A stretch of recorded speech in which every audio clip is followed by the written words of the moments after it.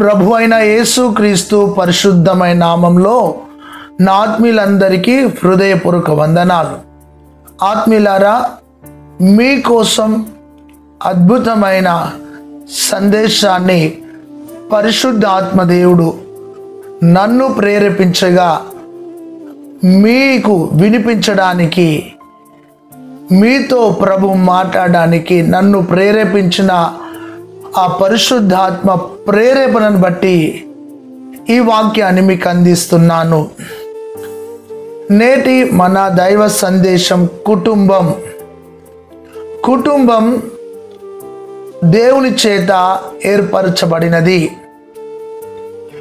కుటుంబం దేవుని యొక్క ఉద్దేశాలను నెరవేర్చేది. స్త్రీ పురుషుని కలయిక ద్వారా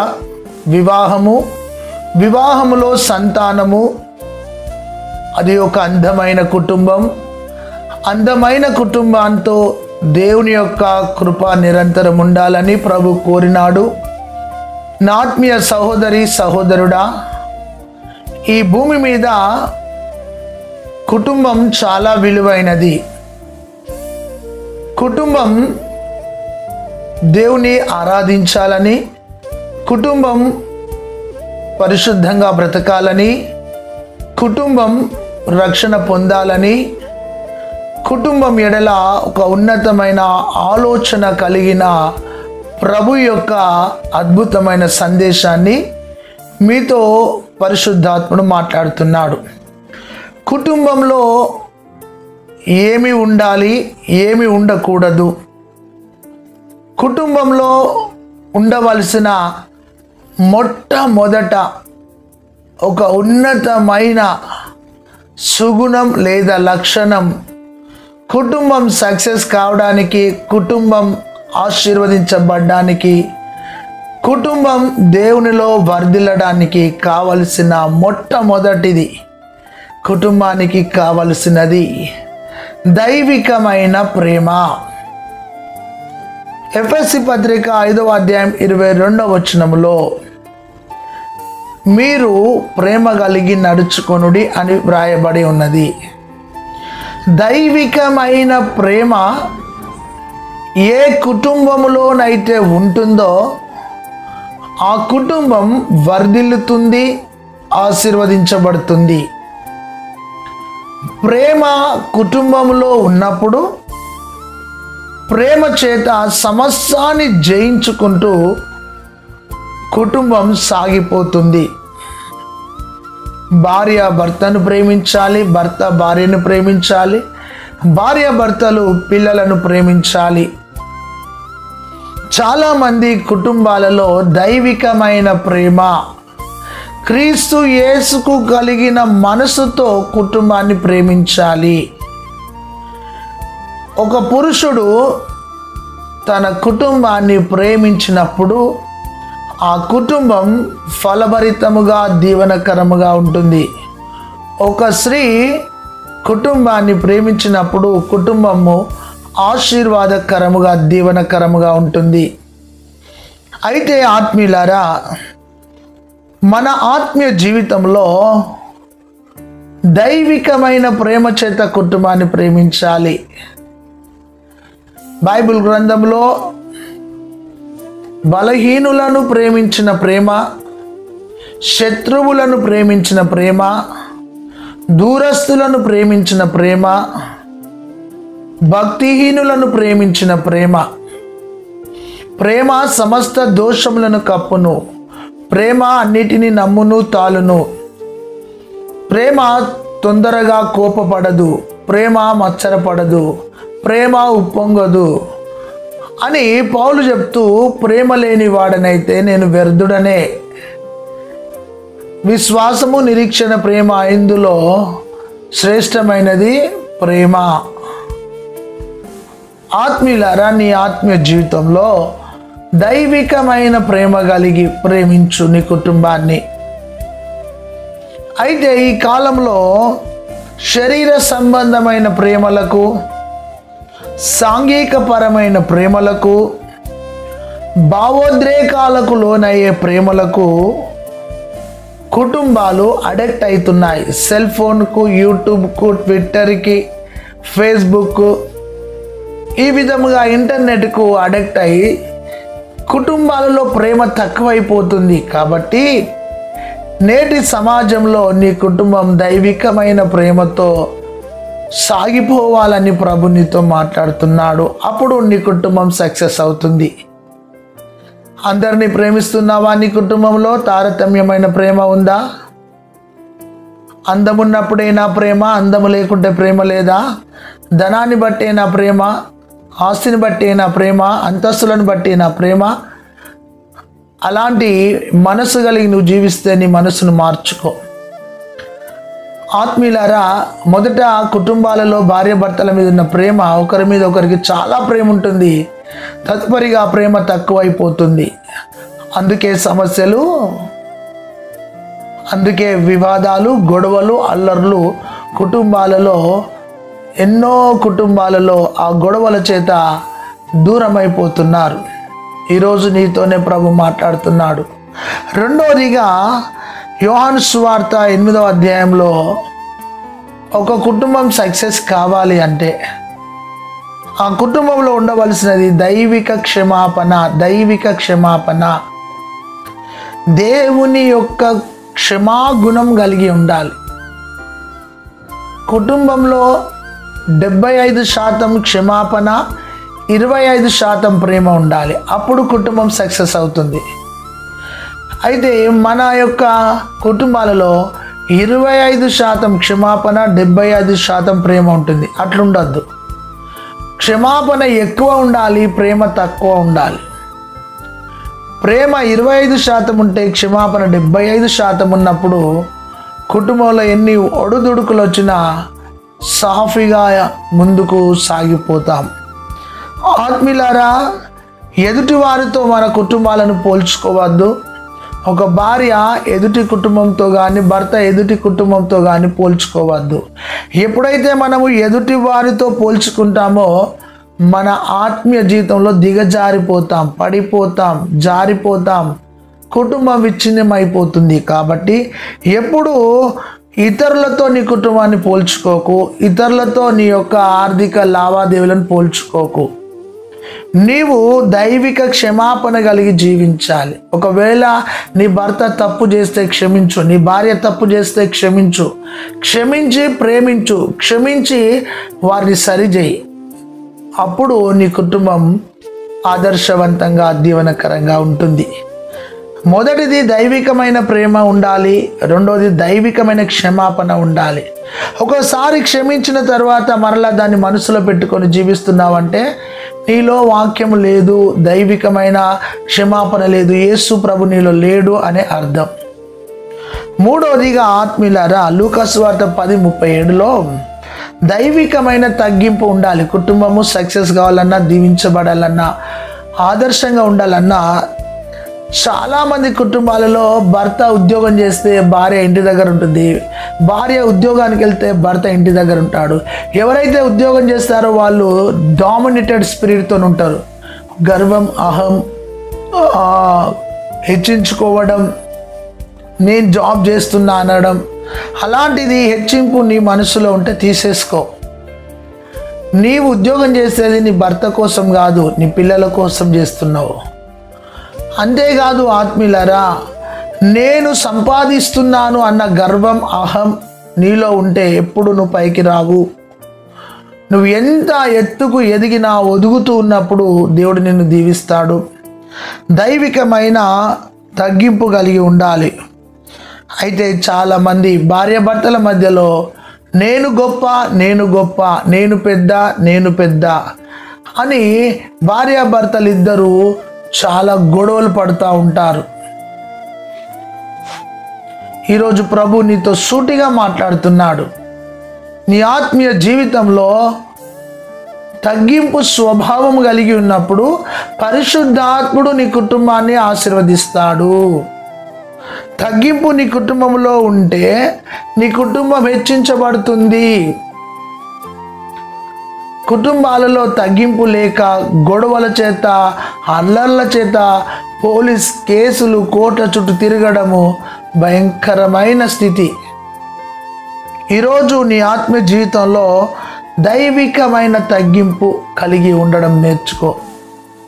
నేను అనేది తీసేసుకో, నాది అనేది తొలగించుకో. ప్రభు నిన్ను దీవించబోతున్నాడు. కుటుంబం ఆదర్శంగా దీవెనకరంగా ఉండాలి అంటే 4వ ఆత్మీయ స్వభావము మార్కు సువార్త 9:50లో దైవికమైన సమాధానం. దైవికమైన సమాధానం. కుటుంబంలో అందరితో సమాధానంగా ఉండు.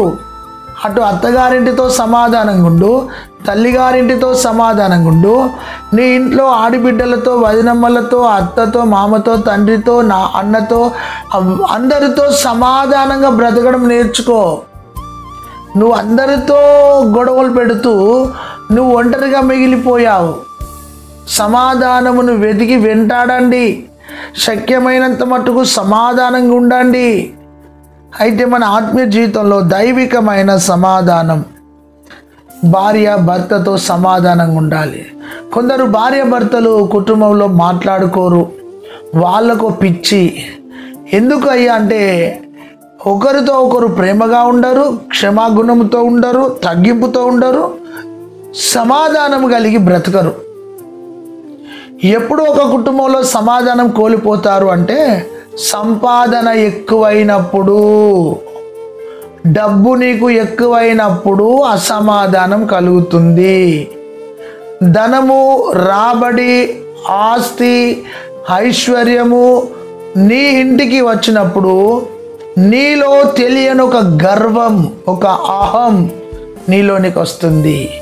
అయితే డబ్బు లేనంతసేపు ఒక తీరుంటావు, డబ్బు కనబడ్డాక నీ ఆలోచనలు ఒక తీరుంటాయి. ఈరోజు నీ ఆత్మీయ జీవితంలో దైవిక సమాధానం, అందరితో సమాధానంగా బ్రతుకు. ఓన్లీ వన్ లైఫ్, ఒకే జీవితం, అందమైన జీవితం, ఒకే జీవితం, ఆత్మీయ జీవితం, ఒకే జీవితం, ఆత్మానుసారమైన జీవితంలో అందరితో సమాధానముగా బ్రతకడం నేర్చుకో. కుటుంబం ఆదర్శంగా ఉండాలి అంటే దైవికమైన ప్రేమ మొదటిది, దైవికమైన క్షమాపణ 2, దైవికమైన తగ్గింపు 3, దైవికమైన సమాధానం 4. 5వది 133వ కీర్తన 1వ వచనంలో ఐక్యత. దైవికమైన ఐక్యత ఉన్నప్పుడు ఆశీర్వాదం, నిత్య జీవం, శాశ్వత జీవం దొరుకుతుంది. ఎప్పుడైతే దైవికమైన ఐక్యత, దేవుని ద్వారా నువ్వు ఇతరులతో యూనిటీగా ఉండడం నేర్చుకోవాలి.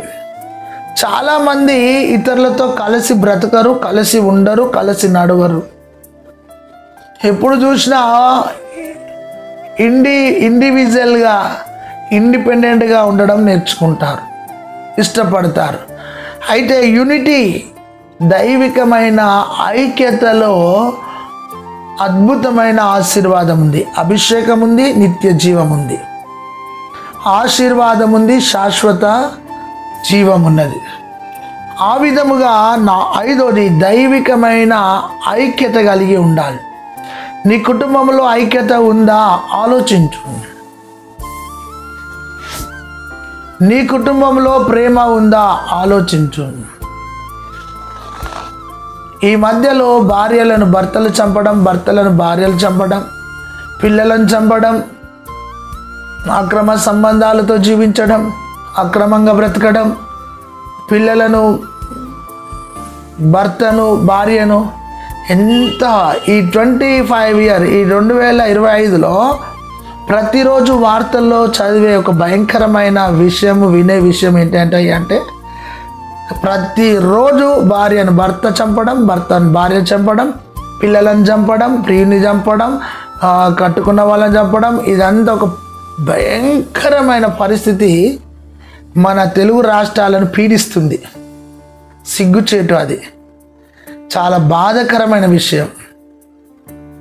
అందమైన కుటుంబంను కాపాడుకోవాల్సిన మనం, ఆత్మీయంగా సాగిపోవలసిన కుటుంబాలలో 3వ వ్యక్తి దూరడం ద్వారా, 3వ వ్యక్తి రావడం ద్వారా కుటుంబాలలో ఉన్న ఆ ఆనందాన్ని కోల్పోతున్నారు. ఈ రోజున నీ కుటుంబంలో కూడా మూడో వ్యక్తిగా ఎవరైనా ఉంటే తొలగించుకో, తీసేసుకో, మనసు మార్చుకో, బుద్ధి మార్చుకో, హృదయాన్ని మార్చుకో, ఆలోచన మార్చుకో, జీవితాన్ని మార్చుకో. నువ్వు దీవించబడాలనేదే ప్రభు నీతో మాట్లాడుతున్నాడు. ఆరోదిగా కీర్తనకారుడు 4వ కీర్తన 22వ వచనంలో దైవికమైన పరిశుద్ధత ఉండాలి. కుటుంబంలో ఏముండాలి? దైవికమైన పరిశుద్ధతను కోరుకోవాలి. మనసు పరిశుద్ధత, మనిషి పరిశుద్ధత, ఆలోచన పరిశుద్ధత, చూపులో పరిశుద్ధత, శరీరము పరిశుద్ధంగా, అంతరంగం కూడా పరిశుద్ధంగా ఉండాలి.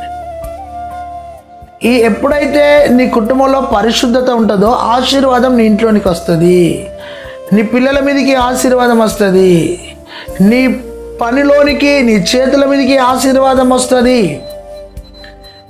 ఆరోది దైవికమైన పరిశుద్ధ, దేవుడిచ్చే పరిశుద్ధత నీ ఇంట్లో ఉండాలి. ఎప్పుడైతే పరిశుద్ధత నీలో ఉంటుందో 3 ఆశీర్వాదాలు: ఆరోగ్యం బాగుంటుంది, ఆర్థిక దీవెన బాగుంటుంది, ఆశీర్వాదం బాగుంటుంది. అయితే నీ ఇంట్లో దైవికమైన దేవుని పరిశుద్ధత లేకపోతే నీ కుటుంబం ఎన్నడూ ఫలించదు, ఎన్నడూ దీవించబడదు, ఎన్నడూ ఆశీర్వదించబడదు. నీలో పరిశుద్ధత కావాలి. ఒకవేళ శరీరాన్ని పాడు చేస్తూ, మనస్సును పాడు చేస్తూ, అంతరంగాన్ని పాడు చేస్తూ కుటుంబంలో చెలామణి అవుతున్నావేమో, తప్పు చేస్తున్నావు. నీ తప్పును ఒప్పుకో, విడిచిపెట్టు, నీ తప్పును పాతిపెట్టు, పరిశుద్ధంగా బ్రతుకు. భర్త దగ్గర భార్య, భార్య దగ్గర భర్త, పిల్లలు తల్లిదండ్రుల దగ్గర పరిశుద్ధంగా, అందరు కలిసి దేవుని దగ్గర పరిశుద్ధంగా బ్రతకడం నేర్చుకోవాలి. అప్పుడు కుటుంబం ఆదర్శంగా, సుఖముగా, సంతోషముగా, సమాధానముగా సాగిపోతుంది. అయితే నీ కుటుంబంలో దైవిక పరిశుద్ధత లేదు, నీ ఒక త్రాగుబోతుగా, ఒక తిరుగుబోతుగా, ఒక తిండిబోతుగా, ఒక నిద్రబోతుగా జీవిస్తున్నావేమో. మనసు మార్చుకో. చివరిగా ఆత్మీయులారా, కుటుంబము ఆదర్శంగా, దీవెనకరంగా ఉండాలి అంటే 2వ కొరింథీ పత్రిక 13:12లో దైవిక సహవాసం కలిగి ఉండాలి కుటుంబం. మనము తండ్రితోనూ కుమారుతోని పరిశుద్ధాత్మతో సహవాసం చేయాలని పౌలు గారు చెప్తూ ఒక మాట అంటాడు. ఏంటంటే కుటుంబాల్లో సహవాసం ఉండాలి. 2 కలిసి ప్రార్థిస్తే దేవుని కార్యం జరుగుతుంది, లేదా 3 కలిసి ప్రార్థిస్తే దేవుని కార్యం జరుగుతుంది. భార్య భర్తలు కలిసి ప్రార్థన చేసుకోవడం నేర్చుకోవాలి. భార్య భర్తలు కలిసి వాక్యం ధ్యానించుకోవాలి. భార్య భర్తలు కలిసి దేవుని వాక్యాన్ని చర్చించుకోవాలి. అయితే నీ ఆత్మీయ జీవితంలో దైవికమైన సహవాసం కుటుంబంతో ఉందా? లోకంతో సహవాసం చేస్తున్న, ఫోన్లతో, యూట్యూబ్తో, పిచ్చి వాడితో సహవాసం చేస్తున్నావు, కానీ నీ కుటుంబంతో కొంచెం సమయం గడిపి దేవుని సన్నిధిలో ప్రార్థిస్తున్నావా? ఆలోచించు. అయితే ఈరోజు నీ కుటుంబంలో నెమ్మది లేక, సమాధానం లేక, రోగముతో, వ్యాధితో, అప్పుతో, సమస్యతో, నిద్రపట్టగా చాలా భయంకరంగా పీడింపబడుతూ జీవిస్తున్నావేమో. ఈరోజు నీ కుటుంబం ఆదర్శవంతంగా ఉండాలి అంటే దైవికమైన ప్రేమ నీ కుటుంబానికి పంచు, దైవికమైన క్షమాపణతో కుటుంబాన్ని క్షమించు, దైవికమైన తగ్గింపుతో కుటుంబంలో జీవించు, దైవికమైన సమాధానంతో అందరితో కలిసి బ్రతుకు. 5వది దైవికమైన ఐక్యతతో అందరితో కలిసి ఐక్యత కలిగి జీవించు.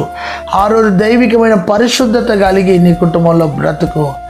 7వది దైవికమైన సహవాసం, అందరితో సహవాసం బాగుండాలి.